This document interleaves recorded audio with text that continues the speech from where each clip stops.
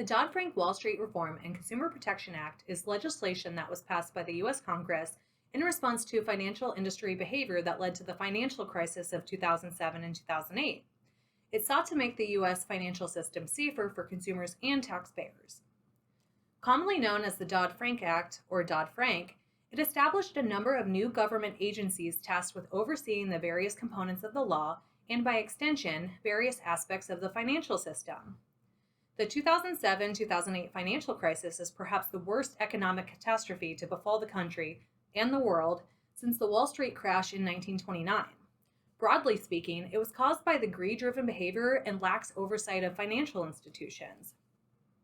The loosening of financial industry regulations in the decades leading up to 2007 allowed various types of institutions in the U.S. financial services industry to lend money in ways that were riskier than ever before. The housing sector in particular experienced massive growth that couldn't be supported. The bubble burst, sending the banking industry and global stock markets into a downfall. It created the worst global recession in generations. Dodd-Frank was created to keep anything similar from ever happening again. The mission or objective of the Dodd-Frank Act is to promote the financial stability of the U.S. by improving accountability and transparency in the financial system, and to end too big to fail, to protect the American taxpayer by ending bailouts, to protect consumers from abusive financial service practices, and also for some other purposes.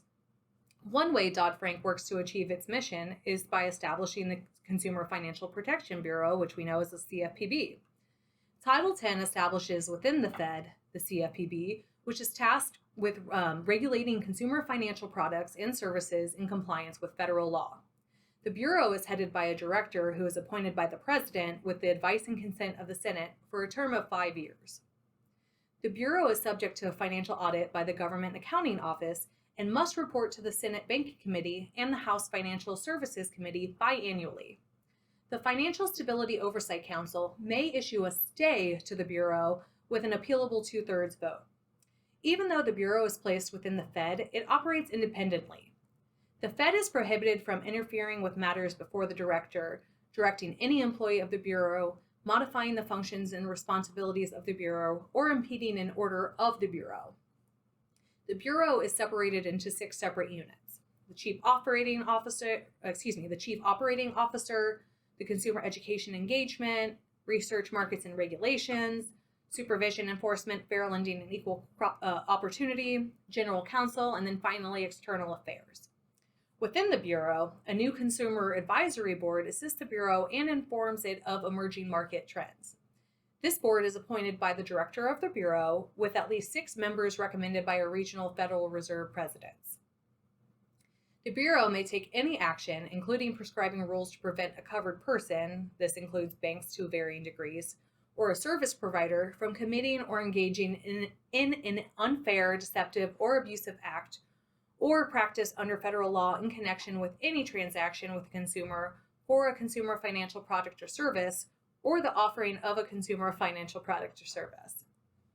Additionally, the Bureau may prescribe rules as necessary to ensure that the features of any consumer financial product or service, both initially and over the term of the product or service, are fully, accurately, and effectively disclosed to consumers in a manner that permits the consumer to understand the costs, benefits, and risks associated with the product or service.